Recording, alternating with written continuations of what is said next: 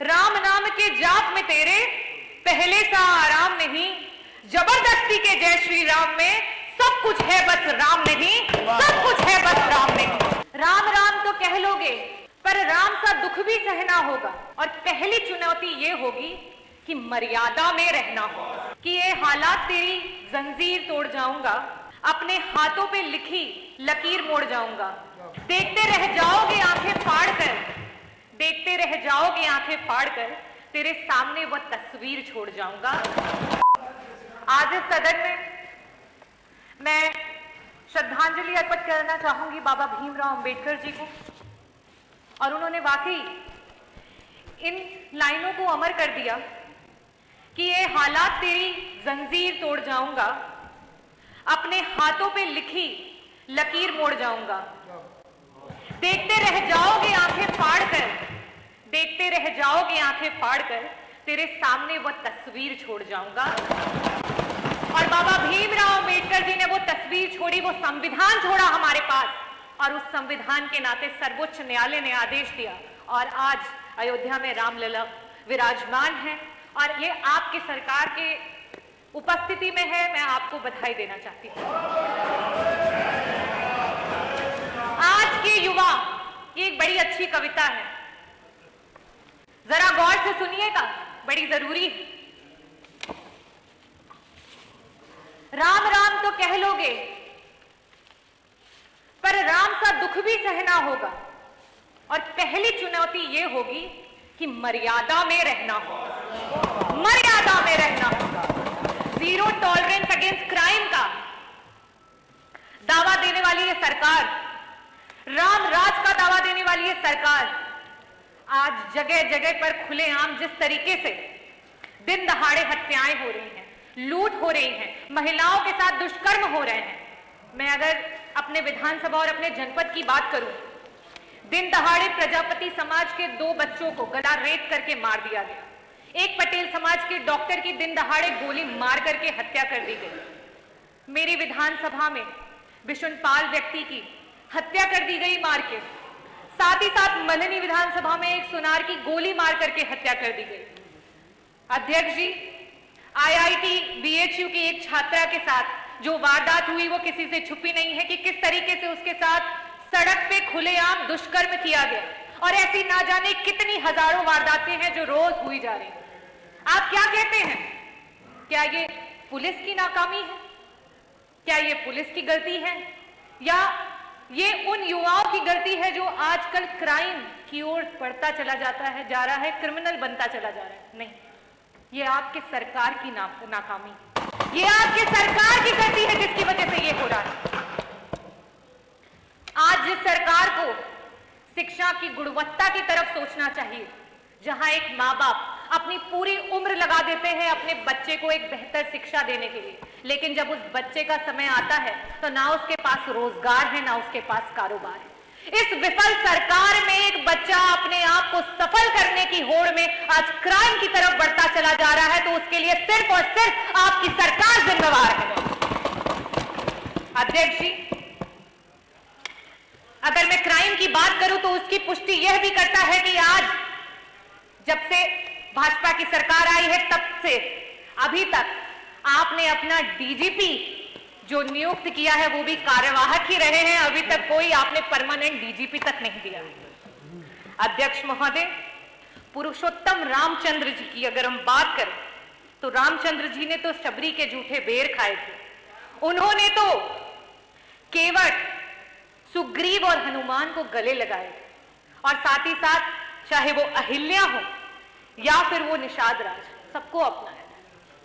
अगर वो चाहते तो वो रावण को हराने के लिए बड़े बड़े राजाओं के साथ संधि कर सकते थे, वो चाहते तो बड़ी बड़ी सेनाओं को ला सकते थे, लेकिन उनकी सेनाओं में कौन था? उनकी सेनाओं में थे वो गरीब, उनकी सेनाओं में थे वो दलित, उनकी सेनाओं में थे वो पिछड़े। उन्होंने उन्हें क्यों जोड़ा और उन्हें क्यों साथ लेकर के आए? वो इसलिए साथ लेकर के आए क्योंकि वो उन्हें यह एहसास कराना चाहते थे कि आपके अंदर वो ताकत है, आप सक्षम हैं, आप सशक्त हैं। आज रामराज का दावा करने वाली है सरकार, चाहे वो पिछड़ा हो, दलित हो, अल्पसंख्यक हो, आदिवासी हो, उसकी सबसे बड़ी दुश्मन बनी पड़ी है। आज अगर हम बात करें शिक्षा में 69,000 शिक्षकों की भर्ती के घोटाले को आज तक कोई भूला नहीं है और बार बार इस सदन से उसकी गुहार लगाई जा रही है।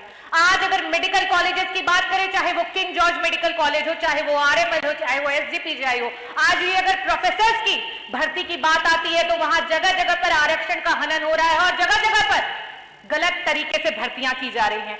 आज भी 112 डायल की हमारी बच्चियां जो संवाद अधिकारी के रूप में काम करती थी, वो अपनी नौकरी के लिए गुहार लगा रही हैं। आज आउटसोर्सिंग के नाम पर हमारी देश की गरीब जनता को बंधुआ मजदूर बना दिया गया है। अध्यक्ष जी, आज 2-2 हजार की पगार पे उन लोगों से 8-8, 12-12 घंटे काम कराया जा रहा है। ये स्थिति है आपके सरकार। अध्यक्ष जी, बड़े वादे किए गए, इन्वेस्टर समिट मीट की वादे किए गए, ना जाने कितने हजारों करोड़ का इन्वेस्टमेंट आपकी सरकार लेकर के आई, लेकिन आज धरातल पर अगर देखा जाए तो ना भी इन 7 वर्षों में ना तो एक मल्टी स्पेशलिटी हॉस्पिटल दिखता है, ना तो कोई नया एम्स दिखता है, ना तो कोई नया एनआईटी दिखता है, ना आईआईटी दिखता है, ना एमआईटी दिखता है, और बहुत लंबी कतार है लेकिन कुछ भी दिखाई नहीं देता। आपके इन बड़े बड़े इन्वेस्टमेंट्स में रोजगार और व्यापार सिर्फ और सिर्फ कागजों पे दिखाई देते हैं, हकीकत में कहीं दिखाई नहीं देते। आज हमारे देश का युवा कुछ चंद पैसों के लिए अपने देश से पलायन करके दूसरे देश में जाने के लिए तैयार है। ये सच में बड़ा ही शर्मनाक है। अगर हम बात करें आज थाने की, तहसील के और अधिकारियों के ऑफिस की, तो ये समझ ले अध्यक्ष जी कि ये सरकारी जितनी भी जगह है वो सिर्फ और सिर्फ भ्रष्टाचार के अड्डे हैं और कुछ भी नहीं। आज अगर जमीन का नाप होता है तो वो जमीन के नाप जो है वो मौखिक रूप में आदेश होते हैं। आज तो लिखित भी बंद हो गया है, क्योंकि जब जितनी रिश्वत आती है उस हिसाब से ये नाप बदल जाते हैं। अध्यक्ष जी, ये आपकी सरकार बार बार जनता के मूलभूत अधिकारों के लिए जब भी विपक्ष ने आवाज उठाई है तो हमेशा ये आवाज आती है कि अरे जब बबूल लगाया तो आम कहां से पाओगे, जब बबूल लगाया तो आम कहां से पाओगे।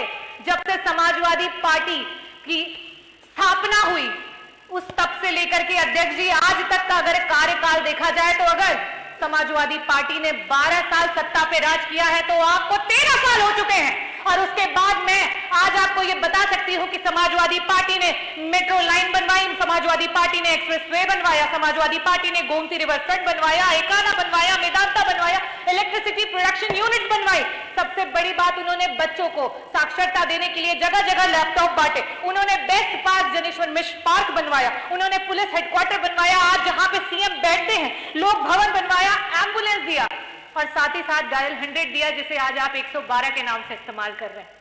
लेकिन अगर आप अपनी बात करें तो आपके पास आज भी सिर्फ कागज ही हैं और कुछ भी है नहीं आपके पास। तो सिर्फ कोरे कागज लेकर के आप बैठे हैं और रामराज की बात करते हैं।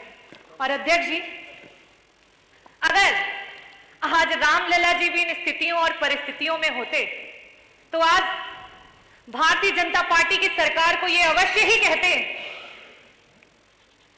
कि राम राम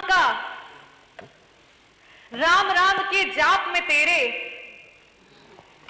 पहले सा आराम नहीं, राम नाम के जाप में तेरे पहले सा आराम नहीं, जबरदस्ती के जय श्री राम में सब कुछ है बस राम नहीं, सब कुछ है बस राम नहीं। मैं सिया राम को नमन करती हूं। जय भीम, जय भारत, जय संविधान। धन्यवाद अध्यक्ष।